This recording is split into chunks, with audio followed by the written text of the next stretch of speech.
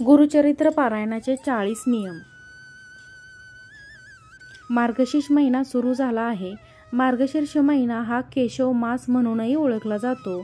या महिन्यात गंगा स्नान करून पुण्य पदरात पाडून घ्यावे, तसेच दानधर्म करून पुण्य संचय करावा असे म्हटले जाते. मार्गशीर्ष महिन्यात दत्त जयंती निमित्ताने गुरुचरित्राचे पारायण केले जाते.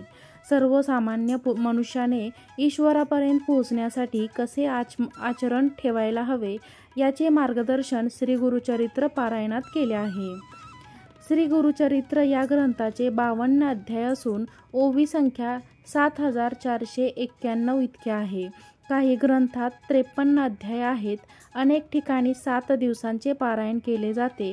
गुरुचरित्र सप्ताह केला जातो, तर काही जण 3 दिवसांचे पारायण करतात. गुरुचरित्र सप्ताह केल्यास किती अध्यायांचे वाचन करावे आणि 3 दिवसांचे पारायण केल्यास किती अध्यायांचे वाचन करावे याची माहिती श्री गुरुचरित्र ग्रंथात दिलेली असते. श्री गुरुचरित्र पारायण वाचल्याने आपल्यावरची संकटे दूर होतात, आरोग्याच्या तक्रारी दूर होतात, पितृदोष दूर होतो आणि इतर अडचणींवरही मार्ग सापडतो असे सांगितले जाते. परंतु गुरुचरित्र पारायण करण्याआधी काही नियम आवर्जून ध्यानात ठेवणे आणि त्याचे आचरण करणे आवश्यक आहे. नेमके काय करावे आणि काय करू नये जाणून घेऊया. श्री गुरुचरित्र पारायण कसे करावे? श्री गुरुचरित्र वाचन सुरू करण्यापूर्वी आदल्या दिवशी 4 कुत्रे व गाय यांना नैवेद्य अर्पण करावा. 4 कुत्रे म्हणजे 4 वेद होय व 1 गाय म्हणजे दत्तात्रेयांची कामधेनू असल्याने हा नियम पाळावा असे सांगितले जाते. पारायण करण्यासाठी लागणारे साहित्य: पारायणपूर्वी फुले, हार, तुळशीपत्र, सुगंधी उदबत्ती, धूप, कलश, विड्याची पाने, नैवेद्यासाठी मिठाई, अष्टगंध, चंदन, अत्तर, रांगोळी, 2 आसने, 1 चौरंग, चौरंगावर पिवळे किंवा भगवे कापड, चौरंगाभोवती व गुरुदत्तात्रेयांच्या आसनाभोवती रांगोळी, चौरंगास आंब्याचे तोरण बांधावे, प्रमुख दरवाजाच्या वर तोरण बांधावे, चौरंगावर डाव्या बाजूस समई लावावी. गुरुचरित्र पारायण ही एक अत्यंत शुभ आणि फलदायी पूजा आहे, जी श्री स्वामी समर्थ महाराज आणि दत्तगुरूंच्या कृपेसाठी केली जाते. या पूजेची मांडणी योग्यरित्या करणे गरजेचे आहे, जेणेकरून आपल्याला पूजेचा पूर्ण लाभ मिळेल. पारायणात बसण्यापूर्वी गावातील दत्त मंदिरात अथवा जवळच्या श्री स्वामी समर्थ केंद्रात जाऊन विडा, सुपारी व नारळ ठेवून पारायणास उपस्थित राहावे. देवास प्रार्थना करावी. घरातील वडील मंडळीच नमस्कार करून पारायणाला सुरुवात करावी. वाचन चालू असेपर्यंत समई लागलेली असावी व अगरबत्ती पेटती ठेवावी. प्रथम अथर्वशीर्ष वाचावे. 1 माळ गायत्री जप, 1 माळ श्री स्वामी समर्थ जप अथवा दत्त मंत्र म्हणावा. यानंतर श्री गुरुचरित्र वाचण्यास सुरुवात करावी. पारायणाच्या दिवसात हे नियम लक्षात ठेवावे. 1. दुपारी 12 ते 12:30 ही वेळ श्री दत्त महाराजांच्या भिक्षेची असल्याने त्यावेळेस पारायण वाचन बंद ठेवावे. 2. श्री गुरुचरित्र वाचनाच्या कालावधीत दुसऱ्यांच्या घरचे अन्न खाऊ नये. आपली आई, पत्नी व बहीण यांच्या हाताचे अन्न खाण्यास हरकत नाही. 3. उपवास करू नये. दोन्ही वेळेस सकाळ आणि संध्याकाळ 1 धान्य फराळ करावा. काही समस्या असल्यास स्वखर्चाने बाहेर जाण्यास हरकत नाही, परंतु आपल्याला पचायला जड जाईल असे खाऊ नये. अति तिखट पदार्थ, कांदा, लसूण यांचा आहारात समावेश करू नये. 4. ग्रंथांचा नैवेद्य गायीला खाऊ घालावा किंवा स्वतः घ्यावा व मगच आपण भोजन करावे. श्री गुरुचरित्र वाचनाच्या कालावधीमध्ये सुद्धा आपण नित्यसेवेत खंड पडू देऊ नये. शक्यतोवर जमिनीवर झोपावे, पलंगावर झोपू नये. 5. श्री गुरुचरित्र वाचण्याच्या कालावधीत पुरुषाने दाढी वाढवू नये. स्वतःच्या हाताने दाढी करावी. तसेच या काळात चामड्याऐवजी नॉयलॉन किंवा रबरी चप्पल वापरावे. 6. श्री गुरुचरित्र वाचण्याच्या कालावधीत सत्य, अहिंसा आणि ब्रह्मचर्याचे पालन करावे. 7.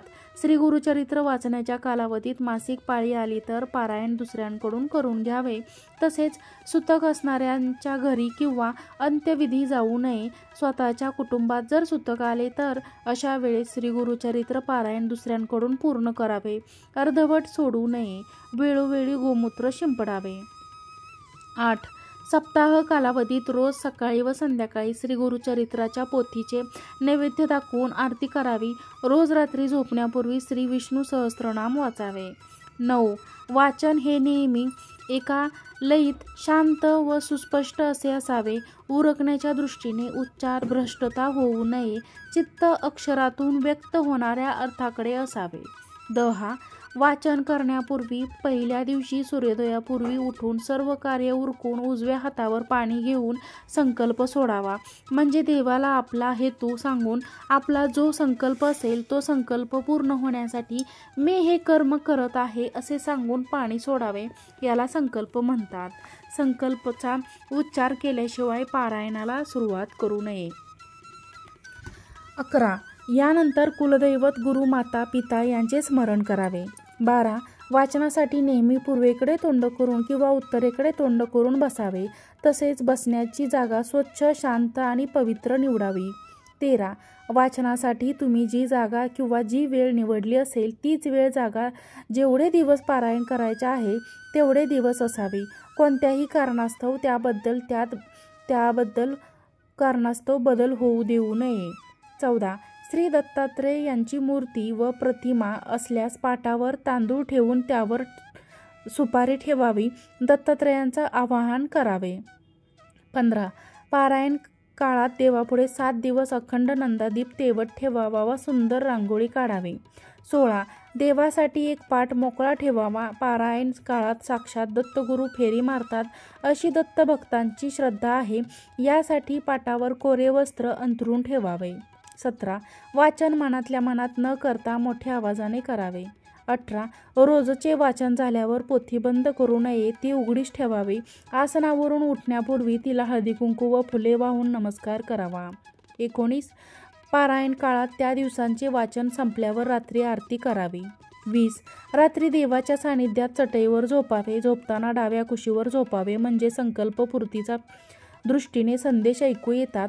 अशा श्रद्धेने अनुष्ठान करणाऱ्यांचा अनुभव असल्याचे सांगितले आहे. 21. वाचनाच्या काळात मध्येच आसनावरून उठू नये किंवा दुसऱ्यांशी बोलू नये. 22. सप्ताहाचा प्रारंभ पुष्कळदा शनिवारी करून शुक्रवारी समाप्ती करावी. कारण शुक्रवार हा श्रीगुरूंच्या निजानंद गमनाचा दिवस आहे. 23. सप्ताह पूर्ण झाल्यानंतर 7व्या दिवशी शक्य तर 8व्या दिवशी सुपारीतून श्री दत्तात्रेयांचे विसर्जन करावे आणि नैवेद्य आरती करून भोजन सवाष्ण ब्राह्मण सांगून सांगता करावी.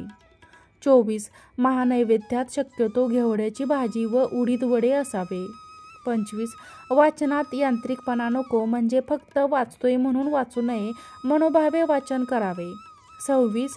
एखादा संकल्प सोडून पारायणाला प्रारंभ केल्यानंतर ते पूर्ण करणेच आवश्यक असते, परंतु मध्ये सोयर किंवा सुतक आल्यास व्यत्यय येतो. अशा वेळी परिचित्याने याचे पूर्ण राहिलेले वाचन मी पूर्ण करतो असा संकल्प सोडून आपल्या घरातील उर्वरित वाचन पूर्ण करावे. तसेच सोयर किंवा सुतक संपल्यावर घरात गोमूत्र शिंपडून शुद्धी करावी. त्या दिवशी अवतरणिका वाचावी व दत्तमूर्ती किंवा दत्तपादुकांवर अभिषेक करावा. 27.